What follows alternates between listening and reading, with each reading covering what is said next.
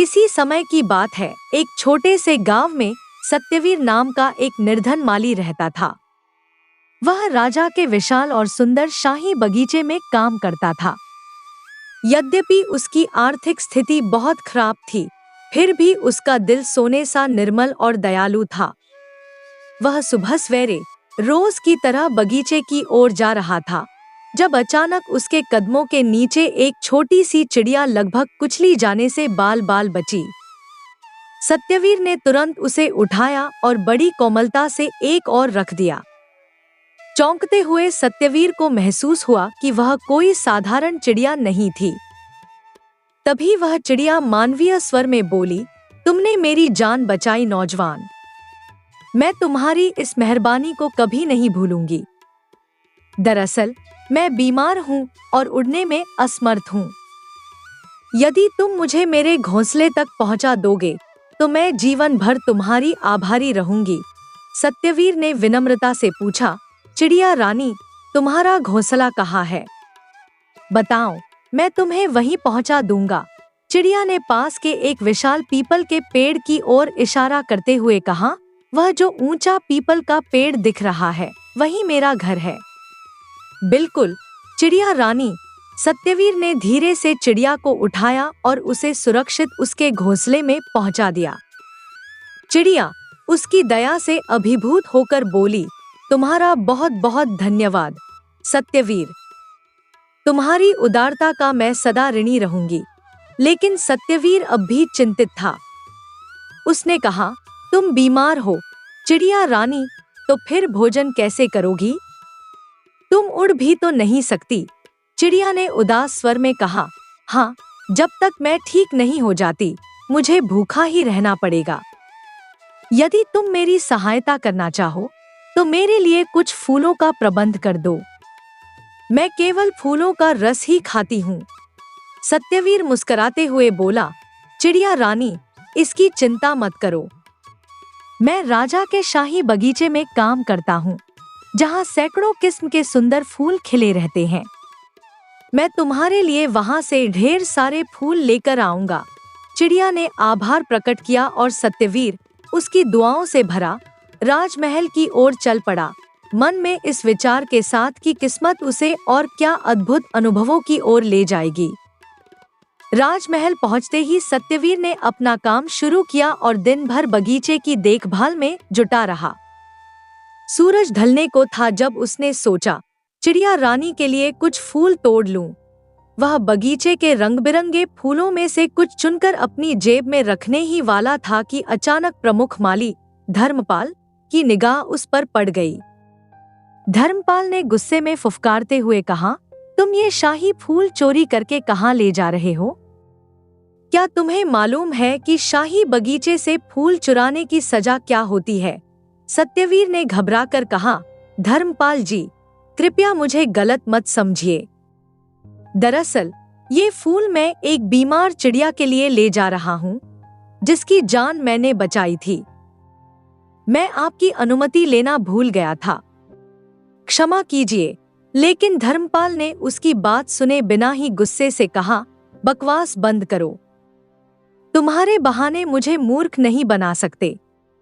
मैं अभी इसी वक्त तुम्हें सैनिकों के हवाले कर दूंगा। सत्यवीर के दिल की धड़कनें तेज हो गईं। उसने हाथ जोड़ते हुए गिड़गिड़ाया, नहीं धर्मपाल जी, कृपया मुझे माफ कर दीजिए।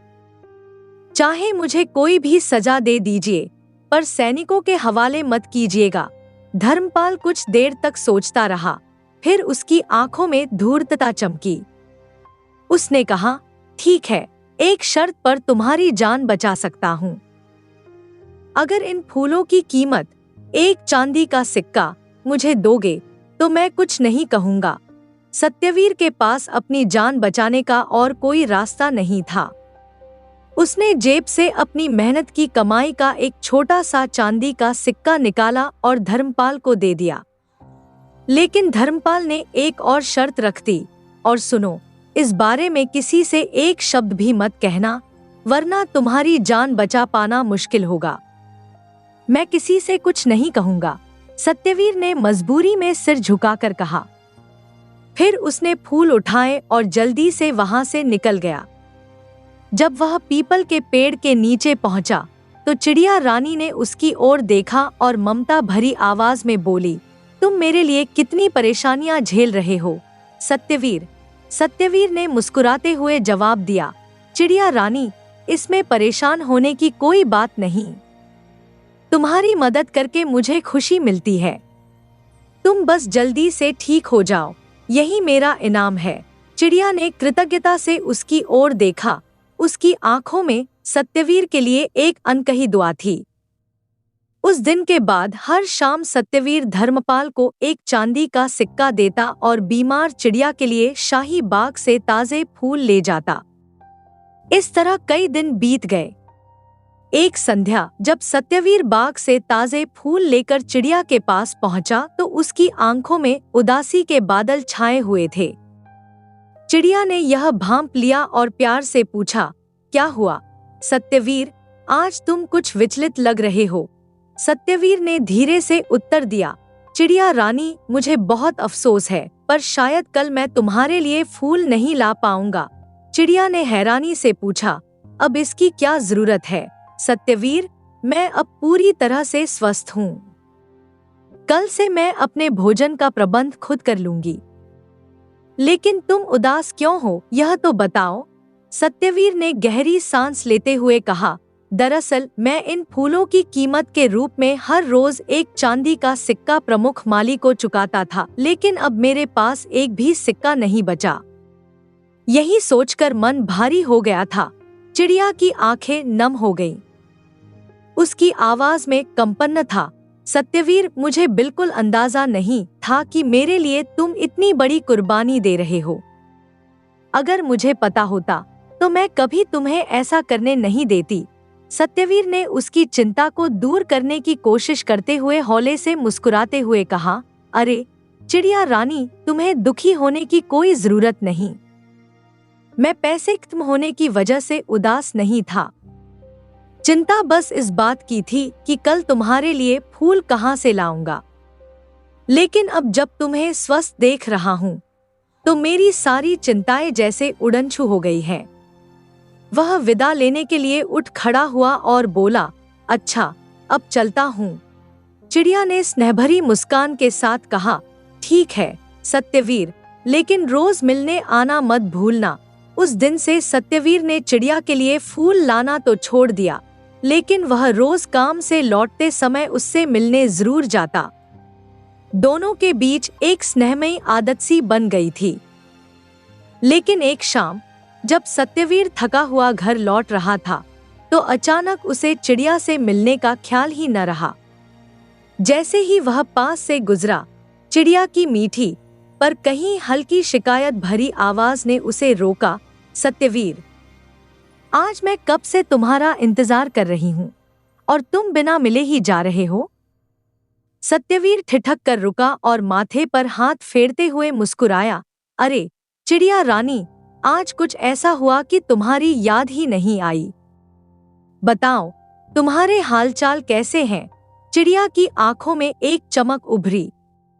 वह धीरे से बोली, तुमने मेरी बीमारी के दिनों में जो त्याग किया उसका ऋण मैं कभी नहीं चुका सकती। लेकिन आज मैं तुम्हें एक ऐसी अमूल्य भेंट दूंगी जो तुम्हारी सारी पीड़ा, सारी गरीबी दूर कर देगी। यह कहकर उसने अपने घोंसले में से एक अद्भुत चमकदार बीज निकाला और सत्यवीर की हथेली पर रखते हुए कहा, यह लो, यह तुम्हारी तकदीर है। सत्यवीर ने हैरानी से उस बड़े असाधारण बीज को देखा और पूछा, यह किसका बीज है चिड़िया रानी? यह तो किसी चमत्कारी चीज जैसा लगता है। चिड़िया ने गंभीर स्वर में बताया, यह मृत्युवन संजीवनी वृक्ष का बीज है। इस वृक्ष के फूलों में अमरता का वरदान छिपा है। जो भी इनके पास आएगा, इनकी खुशबू लेगा, वह हमेशा सुंदर, स्वस्थ और जवान बना रहेगा। ये फूल अनमोल होते हैं और तुम इन्हें बेचकर जितना चाहो धन कमा सकते हो। लेकिन सुनो, यह वृक्ष 1 महीने में बड़ा हो जाएगा और उसके फूल केवल रात में खिलेंगे, जब सूर्य अस्त हो चुका होगा। सुबह होते ही वे फूल लुप्त हो जाएंगे, इसलिए तुम्हें रात के अंधेरे में ही उन्हें तोड़ना होगा। सत्यवीर आश्चर्य से भर गया। उसकी आंखें चमक उठीं, जैसे किसी ने उसके जीवन का मार्ग बदल दिया हो।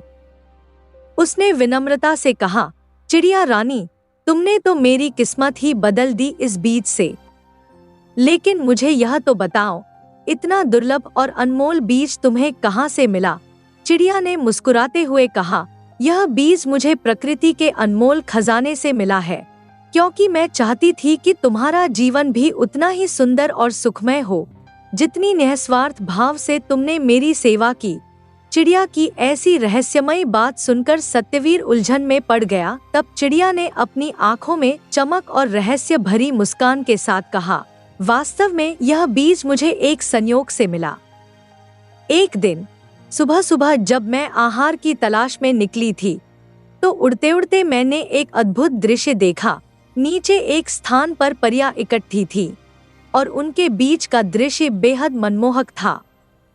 मैं रुकी और सोचा, क्यों न उनकी बातें सुनी जाएं? शायद उनकी बातचीत से मुझे कोई उपाय मिल जाए जिससे तुम्हारी गरीबी दूर कर सकूं। चिड़िया थोड़ा और पास आकर फुसफुसाई। मैं धीरे से नीचे उतरी और एक पेड़ की ऊंची शाखा पर बैठकर परियों की मीठी बातें सुनने लगी। एक परी ने हंसते हुए कहा, सखी, इतने दिनों बाद सैर-सपाटे में जो आनंद आया है वह बेजोड़ है। मैं तो अब रोज यहाँ आऊंगी। दूसरी परी ने अपनी सुंदर आवाज में उत्तर दिया, अगर हम रोज यहाँ आना चाहती हैं, तो क्यों न यहाँ मृत्युवन संजीवनी वृक्ष का पौधा रोप दें? उसकी महक से हम हमेशा सुंदर, जवान और ताजगी से भरी रह सकेंगी। चिड़िया ने धीरे धीरे बात को आगे बढ़ाया। फिर मैंने देखा, उन्होंने एक बीज निकाला और तालाब के किनारे की मिट्टी में उसे सावधानी से दबा दिया। कुछ जादुई मंत्र पढ़कर अपनी चमकदार छड़ी को हिलाकर वे हवा में विलीन हो गई। उनके जाते ही मैं तेजी से नीचे उतरी और मिट्टी खोदकर वह अनमोल बीज निकाल लिया। तब से मैं इस क्षण का इंतजार कर रही थी कि कब तुम्हें यह दे सकूं। सत्यवीर ने विस्मय और आभार से भरी आंखों से चिड़िया की ओर देखा। उसकी आवाज भावनाओं से भरी हुई थी। सच में, चिड़िया रानी, तुम कितनी महान हो। तुमने मेरे लिए इतना सोचा, यह मैं कभी नहीं भूल पाऊंगा। तुम्हारे इस उपहार के लिए मैं दिल से धन्यवाद करता हूँ। चिड़िया ने हल्की सी चिंता से कहा, ध्यान रखना सत्यवीर, इस बीज की शक्ति और विशेषता किसी को मत बताना। अगर यह बात किसी को पता चली तो तुम्हारे लिए मुसीबत बन सकती है। सत्यवीर ने मुस्कुराते हुए सिर हिलाया, चिंता मत करो चिड़िया रानी, मैं यह बात हमेशा याद रखूंगा। उसके बाद वह उस अनमोल बीज को लेकर दिल में नई उम्मीदों के साथ अपने घर की ओर चल पड़ा, जैसे उसकी तकदीर अब एक नए रास्ते पर चलने को तैयार हो। चिड़िया ने तो सत्यवीर को अनमोल बीज दे दिया, लेकिन सत्यवीर के मन में अब एक नई चिंता घर कर गई। वह सोचने लगा, अब इस बहुमूल्य बीज को लगाऊं कहाँ? अगर इसे घर के बाहर बो दूं, तो जैसे ही वृक्ष बड़ा होगा और उस पर फूल खिलेंगे, लोग इसकी अद्भुत विशेषता जान जाएंगे। फिर वे सारे फूल तोड़ लेंगे और मेरी मेहनत व्यर्थ हो जाएगी। मेरे पास घर के अलावा कोई सुरक्षित जगह भी नहीं है जहां इसे छिपा सकूं। घर पहुंचने के बाद भी सत्यवीर का मन इसी उलझन में डूबा रहा। उसकी नजरें बार बार उस बीज पर जाती और दिल में एक उम्मीद भी थी कि यदि यह वृक्ष उग गया तो शायद उसका जीवन पूरी तरह से बदल जाएगा। ये फूल न केवल अनमोल हैं, बल्कि इनकी मांग भी महाराज के दरबार में होगी। महाराज तो इन फूलों के लिए कुछ भी कीमत चुकाने को तैयार हो सकते हैं। तभी सहसा सत्यवीर के मन में एक विचार कौंधा, क्यों न इस बीज को महाराज के शाही बगीचे में ही लगा दूं? वहां न केवल इसका उचित संरक्षण होगा, बल्कि इसकी सुरक्षा की भी कोई चिंता नहीं रहेगी। महाराज उस अनमोल वृक्ष को देखकर निश्चय ही प्रसन्न होंगे और मुझे न सिर्फ इनाम बल्कि तरक्की भी मिल सकती है। इस तरह मेरा जीवन सुखमय हो जाएगा और मैं हमेशा के लिए गरीबी से मुक्त हो जाऊंगा। यह सोचकर सत्यवीर के चेहरे पर एक हल्की मुस्कान आ गई। उसे लगा जैसे उसके जीवन का मार्ग अब साफ होता जा रहा था। महाराज का शाही बगीचा ही सबसे सुरक्षित और समझदारी भरा विकल्प था। वहीं इस बीज को लगाकर मैं अपनी तकदीर बदल सकता हूँ, उसने खुद से कहा और मन ही मन एक नई उम्मीद के साथ अगला कदम उठाने की तैयारी करने लगा। अगले दिन रोज की तरह सत्यवीर शाही बाग पहुंचा। उसने बाग के एक छायादार कोने में स्थान चुना और धीरे धीरे बीज बोने के लिए गड्ढा खोदने लगा। वह अपने काम में तल्लीन था कि अचानक प्रमुख माली धर्मपाल की कठोर आवाज सुनाई दी, अरे मूर्ख, तू यहाँ क्या कर रहा है? सत्यवीर चौंक कर पीछे मुड़ा और विनम्रता से बोला, धर्मपाल जी, मैं यहाँ एक अनमोल फूलों का वृक्ष बोने जा रहा हूँ। यह कोई साधारण वृक्ष नहीं है, बल्कि इसके फूल अद्भुत और चमत्कारी हैं। सत्यवीर ने फिर पूरी कहानी विस्तार से सुनाई, कैसे उसे चिड़िया से वह अद्भुत बीज मिला और कैसे उस वृक्ष के फूल अमरता का वरदान रखते हैं। उसने बताया कि यह वृक्ष रात में फूल खिलाएगा, जो सुबह होते ही लुप्त हो जाएंगे। उसकी बात सुनकर प्रमुख माली धर्मपाल की आंखों में एक तीव्र चमक उभर आई। उसकी नजरों में लालच साफ झलकने लगा। उसने मन ही मन सोचा, अगर यह सच है तो यह बीज सचमुच अनमोल है। इससे मैं महाराज से लाखों मुद्राएं कमा सकता हूँ। पर पहले देखते हैं यह वृक्ष कितना चमत्कारी होता है। कुछ देर विचार करने के बाद प्रमुख माली ने अपना स्वर थोड़ा मुलायम करते हुए कहा, ठीक है, तुम इसे यहाँ बो सकते हो, लेकिन याद रखना, जब यह वृक्ष फल देगा और उसकी कमाई होगी तो आधा हिस्सा मेरा होगा। सत्यवीर ने तुरंत हामी भरते हुए कहा, जी हाँ प्रमुख जी, आपकी यह शर्त मुझे मंजूर है। प्रमुख माली ने संदेह भरी निगाहों से उसकी ओर देखा और पूछा, लेकिन इतना दुर्लभ बीज तुम्हें मिला कहाँ से? सत्यवीर ने बिना किसी झिझक के चिड़िया से अपनी मुलाकात और उस चमत्कारी बीज की पूरी कहानी धर्मपाल को सुना दी। प्रमुख माली सुनते हुए मन ही मन योजना बनाने लगा। इसके बाद वह अपने काम में लग गया, लेकिन उस दिन से उसका बर्ताव सत्यवीर के प्रति पूरी तरह बदल गया। अब वह सत्यवीर से बहुत अच्छे ढंग से पेश आने लगा, जैसे अचानक उसकी कद्र करने लगा हो। वह हर काम में उसकी मदद करने की कोशिश करता, मानो अब वे साथी हों। सत्यवीर ने यह सब देखा, लेकिन मन ही मन समझ भी गया कि प्रमुख माली की सहायता के पीछे कोई गहरी मंशा छिपी है। फिर भी उसने अपना ध्यान उस बीज के वृक्ष बनने और अपने भविष्य के सपनों पर केंद्रित रखा। दिन बीतते गए और बीज से उगा नन्हा अंकुर धीरे धीरे एक हरे भरे पौधे में बदलने लगा।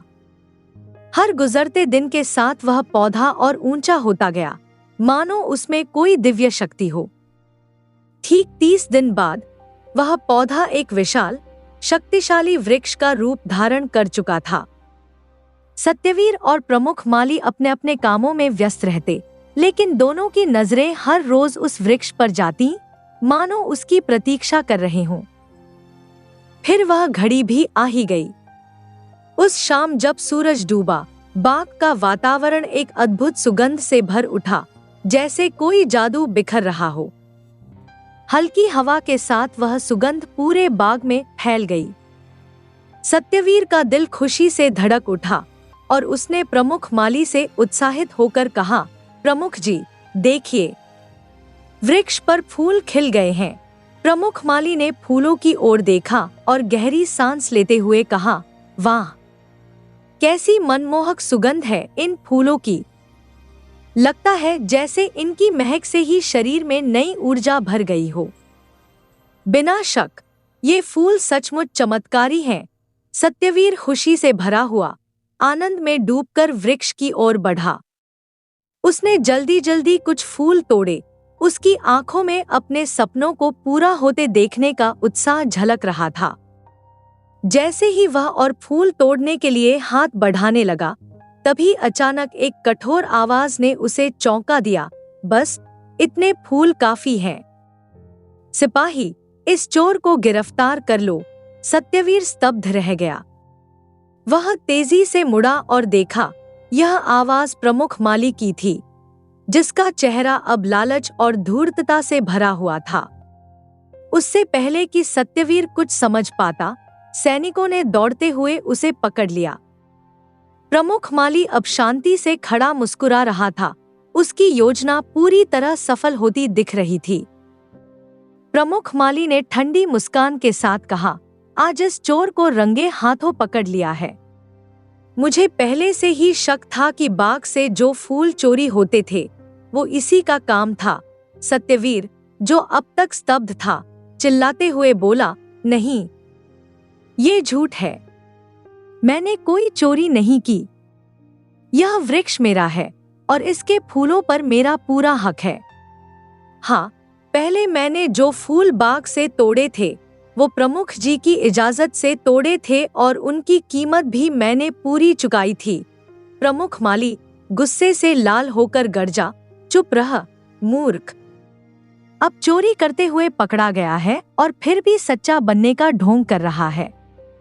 महाराज के बगीचे में उगे वृक्ष को अपना कह रहा है, यह कैसी धृष्टता है। सैनिकों ने कोई और सुनवाई किए बिना सत्यवीर को पीटना शुरू कर दिया। सत्यवीर दर्द से कराहता हुआ जमीन पर गिर पड़ा। उसकी आवाज धीमी होती गई और वह अर्धमूर्छित हालत में पड़ा रहा। प्रमुख माली ने उसकी ओर झुककर झूठी सहानुभूति के साथ कहा, बेचारा, तुम्हारा दुर्भाग्य है। सत्यवीर। सैनिक सत्यवीर को बुरी तरह घसीटते हुए ले गए, जबकि प्रमुख माली ने लालच से भरी नजरों से उन फूलों की ओर देखा जिन्हें सत्यवीर ने तोड़ा था। उसकी आंखों में एक नई योजना की चमक उभरी और उसने सोचते हुए कहा, इन फूलों का गुलदस्ता बनाकर महाराज को भेंट करूंगा और उनकी प्रसन्नता के साथ ढेर सारा इनाम भी मिल जाएगा। प्रमुख माली ने फूलों को ध्यान से उठाया, जैसे वे उसकी महत्वाकांक्षाओं की कुंजी हों, और मन ही मन अपनी सफलता की ओर बढ़ने की योजना बनाता चला गया। उधर सत्यवीर अपनी पीड़ा और अपमान से बोझिल दिल लेकर सीधा चिड़िया रानी के पास पहुंचा। उसकी आंखों से आंसू रुकने का नाम नहीं ले रहे थे। उसने रोते रोते चिड़िया को पूरी कहानी सुनाई।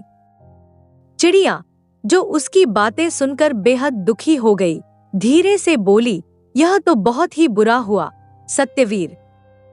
मैंने तुम्हें पहले ही चेताया था कि इस चमत्कारी वृक्ष के बारे में किसी को कुछ मत बताना। सत्यवीर ने पश्चाताप भरी आवाज में कहा, सच कहता हूँ चिड़िया रानी, मुझसे बहुत बड़ी भूल हो गई। मैंने प्रमुख माली पर भरोसा करके गलती की है। मुझे यह नहीं भूलना चाहिए था कि लालच इंसान को कहाँ तक गिरा सकता है। चिड़िया ने उसे सांत्वना देते हुए अपने पंखों से हल्की थपकी दी और बोली, तुम दुखी मत हो सत्यवीर। यह समय पश्चाताप का नहीं, बल्कि धैर्य रखने का है। तुम घर जाओ। मैं जल्दी ही कोई ऐसा उपाय निकालूंगी जिससे तुम्हें भूखों मरने की नौबत न आए। मैं तुम्हारे साथ हूँ। सत्यवीर भारी मन और उदासी के साथ घर लौट आया। उसकी आंखों में अभी भी अनिश्चितता और दर्द की छाया थी। उधर प्रमुख माली धर्मपाल ने बड़ी सावधानी से उन चमत्कारी फूलों का एक शानदार गुलदस्ता तैयार किया। उसकी आंखों में विजयी चमक थी, मानो उसने दुनिया को जीत लिया हो। जैसे ही वह राजमहल जाने की तैयारी कर रहा था, तभी महल का एक कर्मचारी वहां पहुंचा और बोला, धर्मपाल जी, महाराज ने तुरंत आपको बुलाया है। प्रमुख माली अपनी चालाकी भरी मुस्कान के साथ बोला, अरे वाह, मैं तो स्वयं ही महाराज के दर्शन करने जा रहा था। यह देखो, उनके लिए एक खास उपहार भी तैयार है। चलो, अब देर क्यों करें, चलते हैं। वह गर्व से सिर ऊंचा किए कर्मचारी के साथ महल की ओर चल पड़ा, मन ही मन अपनी योजना की सफलता का स्वाद चखता हुआ, यह सोचते हुए कि अब महाराज से इनाम पाने में कोई रुकावट नहीं होगी। राजमहल में पहुंचकर प्रमुख माली ने गहरी विनम्रता से महाराज को झुककर अभिवादन किया। महाराज की जय हो। आपने मुझे कैसे याद किया महाराज? जिनके चेहरे पर आश्चर्य और प्रसन्नता की झलक थी, बोले धर्मपाल, आज बगीचे से आ रही इस अद्भुत सुगंध का रहस्य जानने के लिए मैंने तुम्हें बुलाया है। यह सुगंध हमारे मन को मोहित कर रही है। हमारा तन मन प्रफुल्लित हो उठा है। ऐसा प्रतीत हो रहा है जैसे हमारे जीवन से 10 साल कम हो गए हों और हम फिर से जवानी की ओर लौट आए हों। यह कौन से फूल हैं जो ऐसी अलौकिक सुगंध बिखेर रहे हैं? प्रमुख माली ने गर्व से मुस्कुराते हुए उत्तर दिया, महाराज, यह चमत्कार इन अनमोल फूलों का है। मैंने इन्हीं फूलों से आपके लिए यह विशेष गुलदस्ता तैयार किया है, जो केवल आपके लिए है। महाराज ने जैसे ही उस गुलदस्ते को अपने हाथों में लिया और उसकी सुगंध को गहराई से महसूस किया, उनका चेहरा खुशी और ताजगी से दमक उठा। उन्होंने प्रसन्न होकर कहा, आहा, यह सुगंध तो सच में अविस्मरणीय है। ऐसा लग रहा है जैसे यह किसी जादुई लोक से आई हो। बताओ धर्मपाल, यह फूल किस अद्भुत वृक्ष के हैं और इसका क्या नाम है? प्रमुख माली ने गर्व और चतुराई के साथ उत्तर दिया, महाराज, यह अनमोल फूल मृत्युवन संजीवनी वृक्ष के हैं। यह वृक्ष एक ऐसा चमत्कारिक वरदान है कि इसके फूलों की सुगंध से जो भी इन्हें सूंघता है वह हमेशा जवान और स्वस्थ बना रहता है। उम्र जैसे इसके सामने हार मान जाती है। महाराज की आंखों में आश्चर्य की चमक उभर आई और वे उत्साहित स्वर में बोले, क्या सचमुच? अगर ऐसा है तो हम इस अद्भुत वृक्ष को अपनी आंखों से देखना चाहते हैं। हमें उस वृक्ष तक ले चलो धर्मपाल। यह सच में कोई दिव्य उपहार प्रतीत होता है।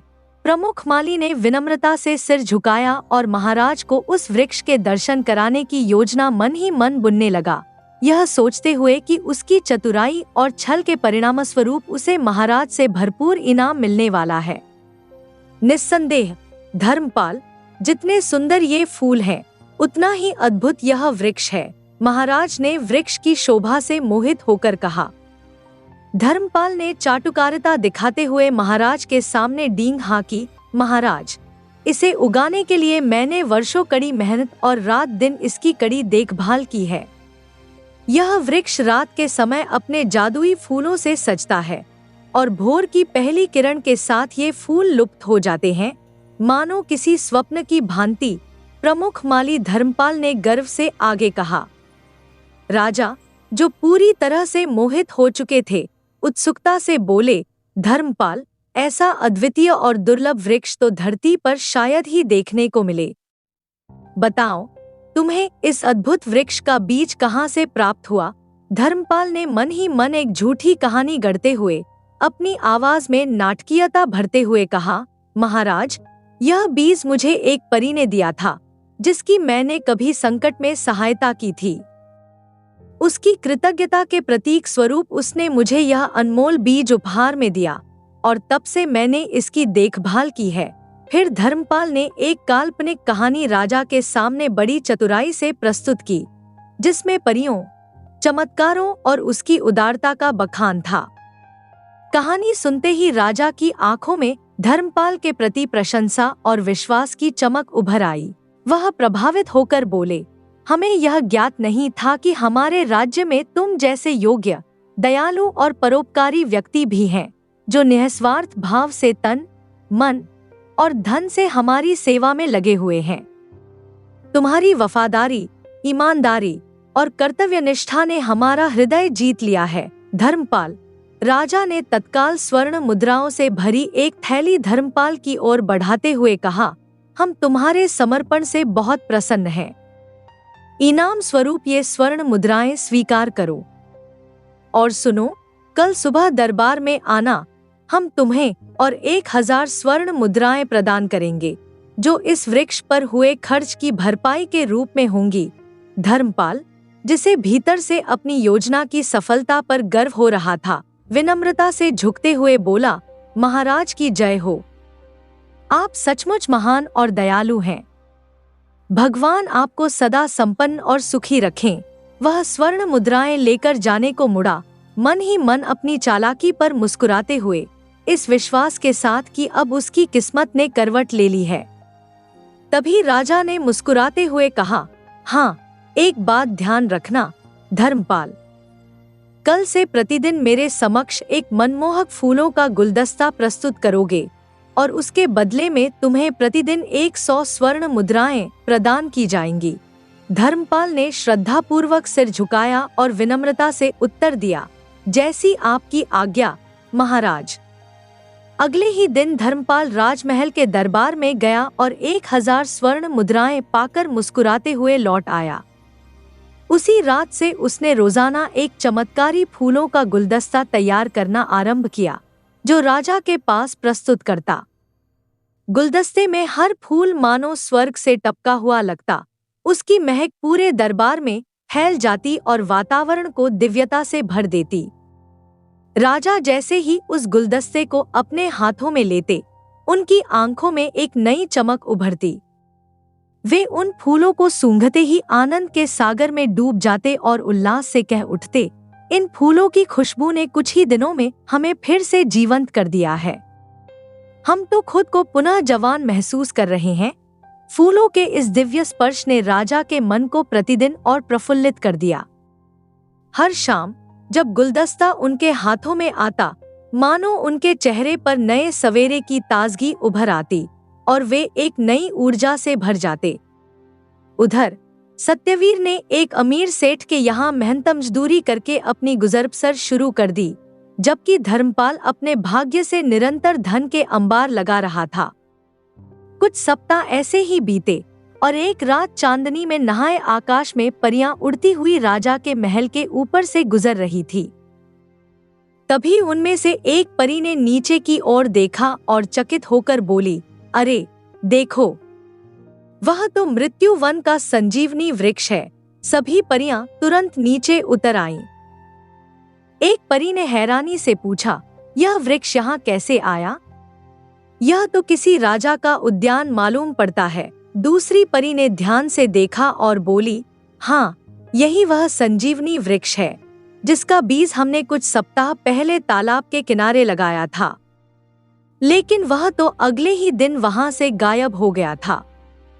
इसका अर्थ यह है कि उस दिन कोई मनुष्य हमारे आसपास था जिसने न केवल हमारी बातों को सुना, बल्कि हमारे जाते ही बीज को उठा भी लिया। तभी एक अन्य परी ने क्रोध में भरे स्वर में कहा, तो इसका मतलब है कि वह मनुष्य एक चोर है, उसे सजा मिलनी ही चाहिए। एक परी ने चिंतित होकर पूछा, लेकिन हम उस चोर को ढूंढे कैसे? तीसरी परी ने मुस्कुराते हुए कहा, उसे ढूंढना कोई कठिन कार्य नहीं है। जो इस वृक्ष की असली शक्ति को जानता है, वह निश्चित ही रात के समय यहाँ फूल तोड़ने आता होगा।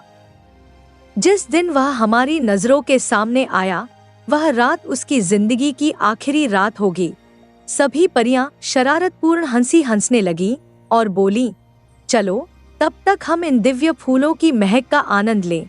इस प्रकार परियां उस संजीवनी वृक्ष के इर्द गिर्द घूमने लगी और उनकी आंखों में एक रहस्यमय चमक थी। वे इस वृक्ष के फूलों की सुगंध को समर्पण के भाव से ग्रहण कर रही थी। उस दिन से परियां हर रात शाही बाग में आकर संजीवनी वृक्ष के चारों ओर मडंगराने लगी, पर वे हमेशा आधी रात के बाद ही आती थी। इसी कारण उनका सामना कभी धर्मपाल से नहीं हुआ, जो रात के पहले पहर में ही वृक्ष पर खिले हुए फूलों का गुलदस्ता तैयार करके राजा के लिए ले जाया करता था। इसी बीच विधि का विचित्र खेल देखिए। राजा की पत्नी का स्वर्गवास हुए कई वर्ष बीत चुके थे। उनकी एकलौती बेटी विराध्या, जो पिछले 6 महीनों से विदेश यात्रा पर थी, अचानक एक दिन वापस लौट आई। उसके आगमन पर महल में जैसे उत्सव का माहौल छा गया। महाराज अपनी बेटी को देखकर अत्यधिक प्रसन्न हुए और बोले, बेटी विराध्या, तुम्हारा इस तरह अचानक लौट आना हमारे लिए अनमोल तोहफा है। तुम्हें देखकर हमारा हृदय प्रसन्नता से भर गया है। विराध्या अपने पिता को ध्यानपूर्वक देखती रही और आश्चर्य से बोली, पिताजी, क्या ये सच में आप हैं? आप 6 महीनों में इतनी जवानी कैसे पा गए? कहीं आपको कोई मृत संजीवनी तो नहीं मिल गई? राजा ने हंसते हुए कहा, कुछ वैसा ही समझ लो मेरी प्रिय बेटी। चलो पहले भीतर चलें, आराम से बैठें और फिर तुमसे बहुत सारी बातें करनी है। पिता और बेटी का यह मिलन वर्षों की यादें ताज़ा कर गया। महल में वे दोनों हंसी ठिठोली करते हुए भोजन का आनंद लेने लगे। महल के गलियारों में उनकी हंसी की गूंज सुनाई देती रही।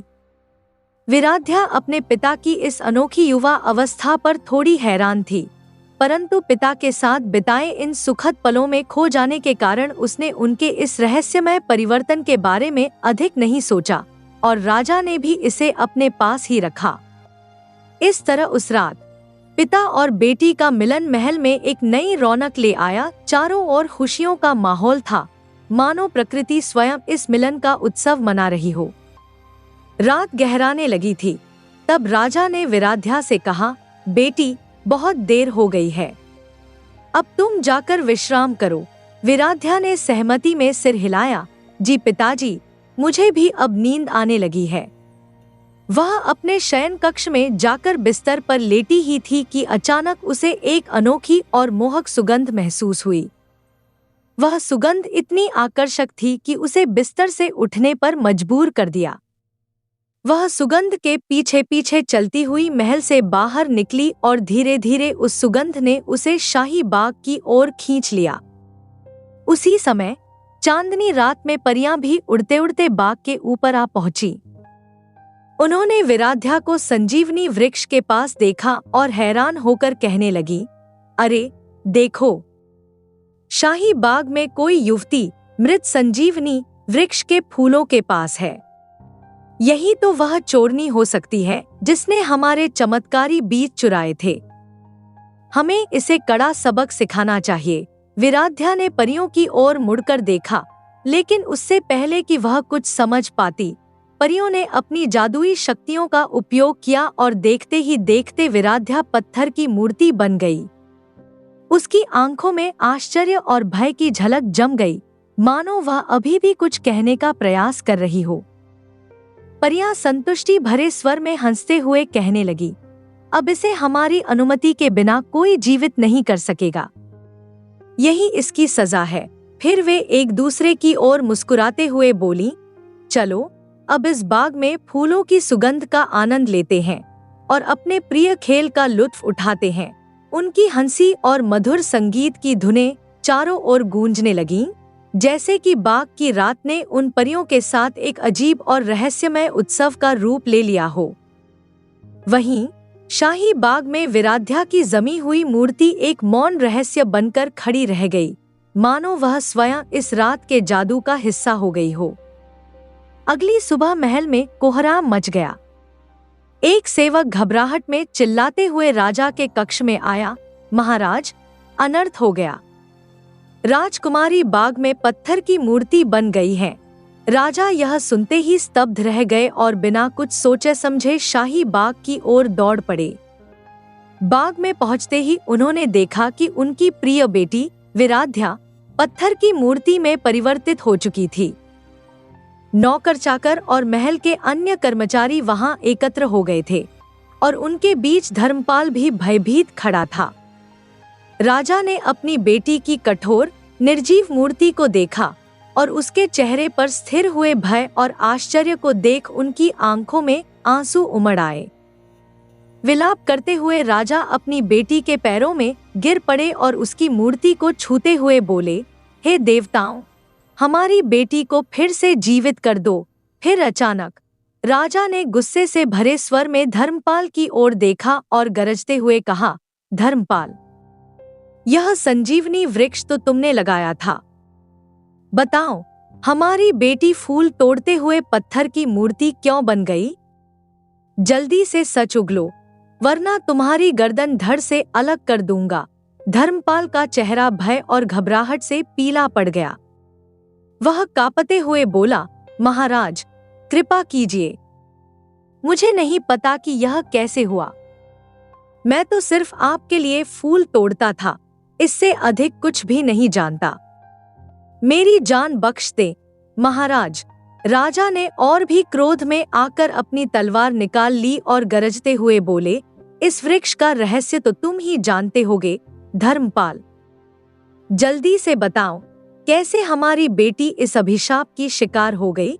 बाग में सन्नाटा छा गया था। सभी की नजरें राजा और धर्मपाल पर थी। हर कोई जानना चाहता था कि इस रहस्यमय घटना के पीछे का सच क्या है। धर्मपाल ने महसूस किया कि अब सच बताने में ही उसकी भलाई है। उसने कांपते स्वर में राजा से कहा, महाराज, मैं आपसे क्षमा चाहता हूँ। मैंने लालच में आकर आपसे झूठ कहा था कि इस अद्भुत वृक्ष को मैंने उगाया है। वास्तव में इसे सत्यवीर ने उगाया था, जिसे मैंने धोखे से यहाँ से भगा दिया। राजा अवाक रह गए और उनकी आंखों में क्रोध की लपटें भड़क उठीं। क्या कहा? सत्यवीर ने? तुमने यह कैसे किया?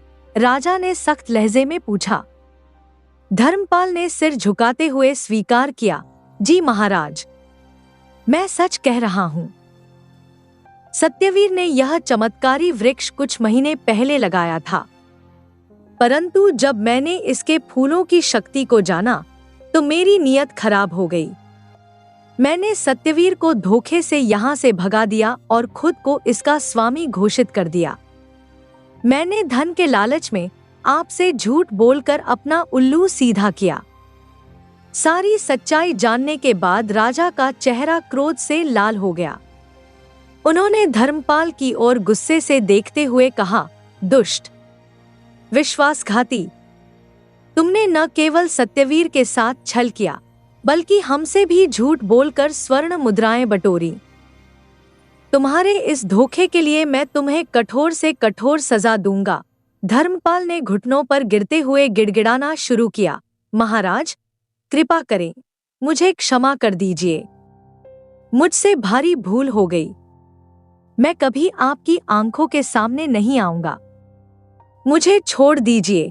राजा ने अपनी तलवार उठाई और गरजते हुए बोले, क्षमा नहीं, लालची, तुम्हें तुम्हारे इस घृणित कार्य का दंड अवश्य मिलेगा। सैनिकों, इसे तुरंत ले जाओ और जीवन भर के लिए काल कोठरी में डाल दो। और ध्यान रहे, सत्यवीर को शीघ्रता से ढूंढकर हमारे सामने लाया जाए। सैनिकों ने धर्मपाल को घसीटते हुए काल कोठरी की ओर ले जाना शुरू किया और राजा की आंखों में अब एक संकल्प की चमक थी, अपनी बेटी को बचाने और इस धोखे का अंत करने की। महल में हर कोई इस सत्योद्घाटन से स्तब्ध था और सबकी आंखों में इस बात का इंतजार था कि आगे क्या होगा। इधर सैनिक सत्यवीर के घर पहुंचे और संयोगवश सत्यवीर घर पर ही मिला। सैनिकों ने उसे पकड़ लिया और राजमहल की ओर ले जाने लगे। रास्ते में चिड़िया रानी, जो पास के पेड़ पर बैठी थी, यह दृश्य देखकर चौंक उठी। अरे, ये राजा के सैनिक सत्यवीर को क्यों ले जा रहे हैं? आखिर उसने ऐसा क्या अपराध किया है? वह सोचते हुए तुरंत राजमहल की ओर उड़ चली, यह जानने की आखिर माजरा क्या है। कुछ देर बाद सत्यवीर को सैनिकों ने राजा के समक्ष प्रस्तुत किया। सत्यवीर ने आदरपूर्वक प्रणाम करते हुए कहा, प्रणाम महाराज। राजा के चेहरे पर गुस्से का भाव साफ नजर आ रहा था। उन्होंने कड़क स्वर में कहा, सत्यवीर, तुमने शाही बाग में ऐसा जादुई वृक्ष उगाया जिसकी वजह से हमारी बेटी विराध्या पत्थर की मूर्ति में बदल गई। बताओ, वह पत्थर की मूर्ति कैसे बनी और उसे पुनर्जीवित करने का तरीका क्या है? सत्यवीर ने विनम्रता से जवाब दिया, महाराज, मैं मानता हूँ कि उस वृक्ष को मैंने ही उगाया था, परंतु मुझे नहीं पता कि राजकुमारी पत्थर की मूर्ति क्यों बनी। इस घटना का रहस्य मेरे लिए भी उतना ही अज्ञात है जितना आपके लिए। राजा का क्रोध और भी बढ़ गया। उन्होंने तलवार की मूठ पकड़ते हुए कहा, तुम जरूर कोई छलकपट करने वाले जादूगर हो। मैं तुम्हें तुम्हारे इस छल का परिणाम भुगतने के लिए टुकड़े टुकड़े कर दूंगा। तभी एक मधुर स्वर हवा में गूंजा, ठहरिए राजन, ऐसा जल्दबाजी में कोई निर्णय मत लीजिए। राजा ने हैरानी से देखा तो पाया कि एक चिड़िया सामने आई है और वह मनुष्य की भाषा में बोल रही है। विस्मित होकर राजा ने पूछा, यह क्या? एक चिड़िया, और वह भी मनुष्य की भाषा बोल रही है? तुम कौन हो और तुमने मुझे इस दुष्ट को दंड देने से क्यों रोका? क्या तुम्हें नहीं पता कि इसके कारण मेरी बेटी पत्थर की मूर्ति में बदल गई है? चिड़िया रानी ने सिर झुकाते हुए कहा, महाराज, मेरा नाम चिड़िया रानी है। मैं सत्यवीर की पुरानी मित्र हूँ और जानती हूँ कि वह किसी प्रकार का छल नहीं कर सकता। कृपया उसे अपना पक्ष रखने का अवसर दें। जल्दबाजी में निर्णय लेना उचित नहीं है। राजा चौंके और फिर शांत स्वर में बोले, अच्छा चिड़िया रानी, यदि तुम ऐसा कहती हो तो मैं इसे अपना पक्ष रखने का एक अवसर दूंगा। चिड़िया रानी ने राजा की ओर देखा और बोली, धन्यवाद महाराज। यदि आप चाहें तो मैं इस रहस्य को सुलझाने में आपकी मदद कर सकती हूँ, परंतु इसके लिए धैर्य और विवेक से काम लेना होगा। सभी ने उत्सुकता से चिड़िया रानी की ओर देखा और अब एक नई आशा की किरण महल के इस गंभीर वातावरण में जगमगाने लगी। चिड़िया रानी ने राजा की आंखों में सीधे देखते हुए कहा, महाराज, मैं समझती हूँ कि इस समय आपके हृदय में कैसी पीड़ा है, परंतु आपको यह जानकर हैरानी होगी कि इस पूरे घटनाक्रम में सत्यवीर का कोई दोष नहीं है।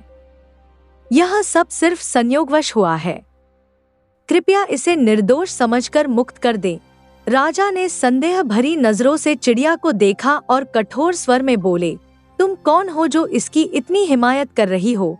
चिड़िया रानी ने अपनी चोंच उठाकर विनम्रता से कहा, महाराज, मैं वही हूँ जिसने इसे यह अनमोल संजीवनी बीज दिया था। यह सत्यवीर का अधिकार था और मैंने इसे अपना विश्वास समझकर उसे सौंपा था। इसके बाद चिड़िया रानी ने राजा को पूरी कहानी सुनाई, कैसे उसने और उसकी परियों ने यह चमत्कारी बीज उगाया था और कैसे सत्यवीर को यह वरदान स्वरूप मिला। महाराज, मुझे विश्वास है कि यह सब परियों का किया धरा है। केवल वे ही हैं जो राजकुमारी को पुनर्जीवित कर सकती हैं। कृपया सत्यवीर को मुक्त कर दें ताकि हम मिलकर आपकी बेटी को पुनः जीवन देने का प्रयास कर सकें।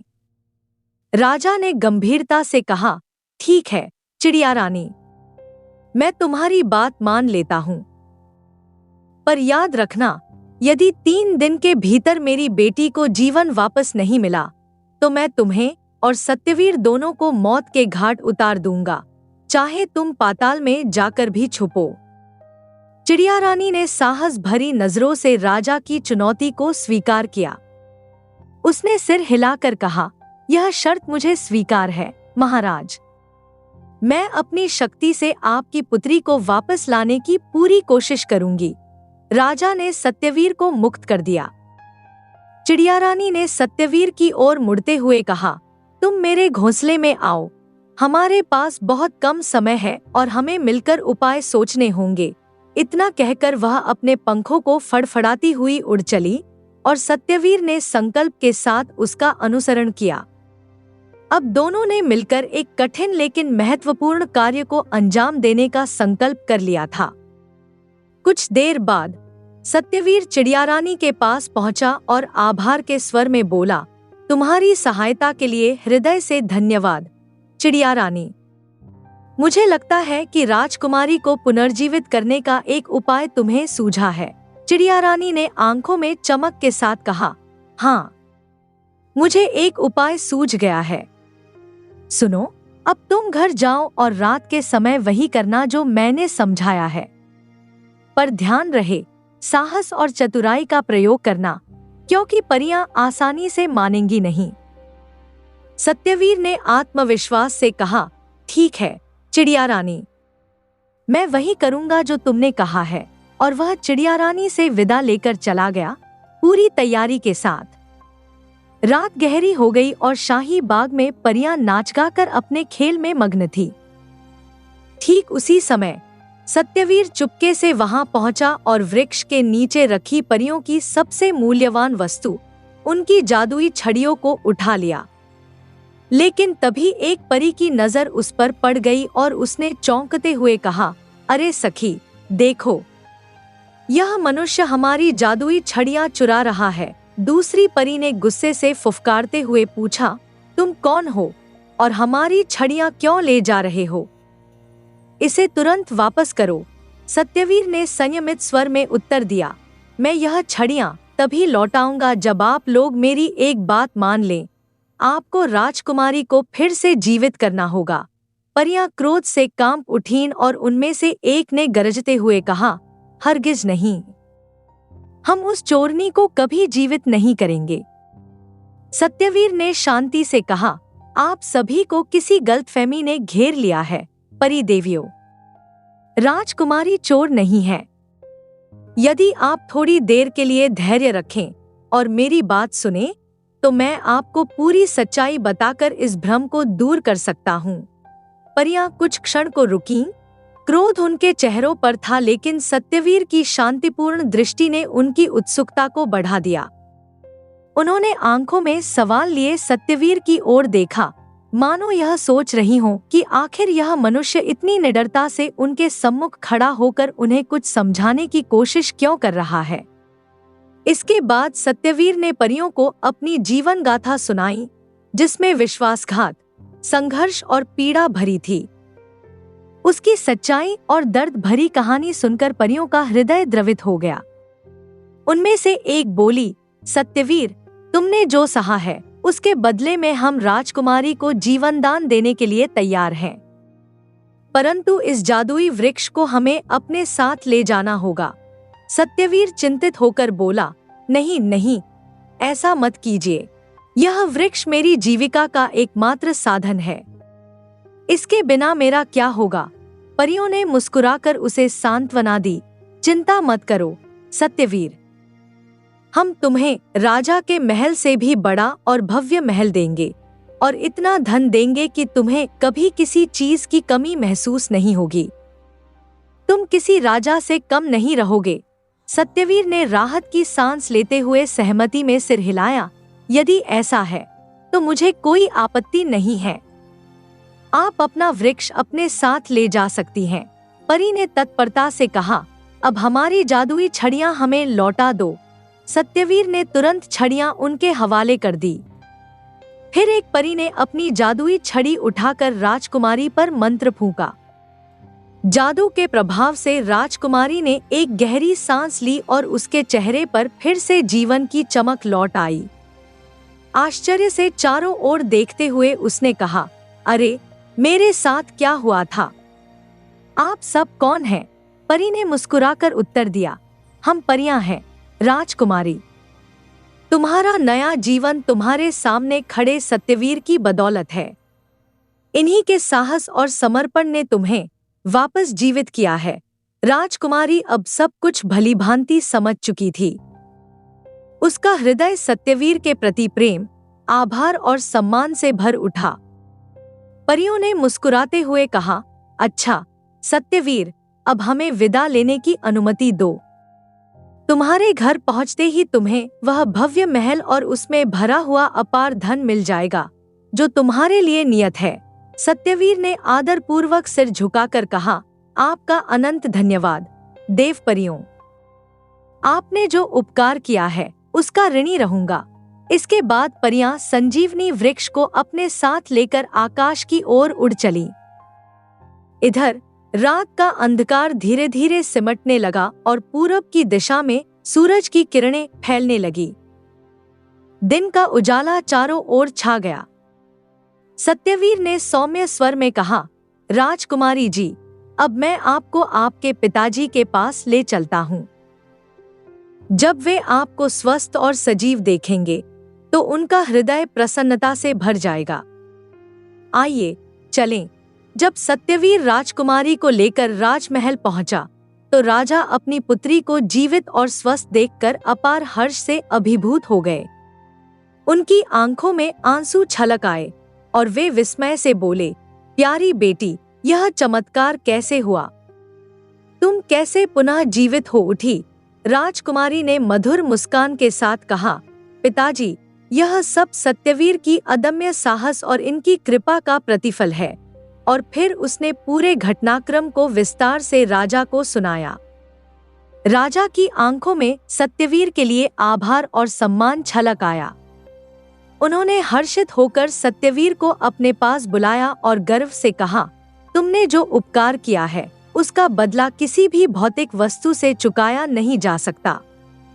तुमने न केवल मेरी बेटी को जीवन दान दिया, बल्कि मेरे पूरे राज्य को सुख और शांति प्रदान की है। इसलिए मैं तुम्हें अपने सबसे अनमोल धन से सम्मानित करूंगा। मैं अपनी प्रिय पुत्री का हाथ तुम्हारे हाथों में सौंपने का निर्णय करता हूँ। कुछ समय बाद राजमहल में अद्भुत धूमधाम और उल्लास के साथ सत्यवीर और राजकुमारी का विवाह संपन्न हुआ। पूरे राज्य में आनंद और उत्सव का माहौल छा गया। राजा ने स्वयं दोनों के जीवन की नई शुरुआत का आशीर्वाद दिया। विवाह के पश्चात सत्यवीर और राजकुमारी परियों द्वारा दिए गए भव्य और मनोहारी महल में रहने लगे। वह महल किसी स्वप्नलोक की भांति था। सुनहरे गुंबद, मोती जड़ी दीवारें और चारों ओर खिलते बगीचे, जहां हवा में बसंत की खुशबू तैरती रहती थी। उनके जीवन में प्रेम, सुख और संतोष का बसेरा हो गया। सत्यवीर का दिल सिर्फ राजकुमारी तक सीमित नहीं था। वह अपनी पुरानी मित्र चिड़िया रानी को भी कभी नहीं भूला। अक्सर वह उससे मिलने जाता, उसकी कुशलक्षेम पूछता और उसकी मदद करता रहता था।